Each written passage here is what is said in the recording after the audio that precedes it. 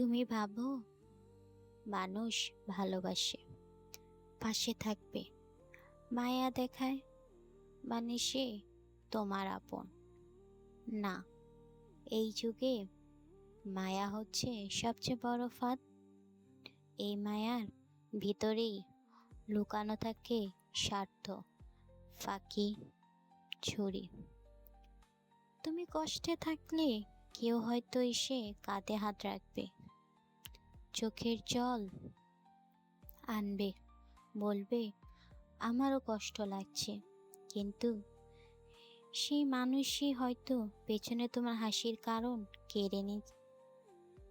কারণ মানুষ যখন মায়া দেখায় সে ঠিক জানে কখন তোমার দুর্বলতা বের করে নেবে।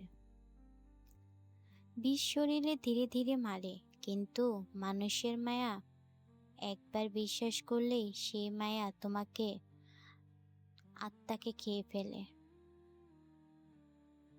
তাই ভুলেও কারো মায়ায় নিজেকে ভেঙে দিও না, সবাইকে বিশ্বাস করো না। কারণ যাকে তুমি নিজের ভাবো সে হয়তো শুধু একটা সময়ের মাত্র ব্যবহার।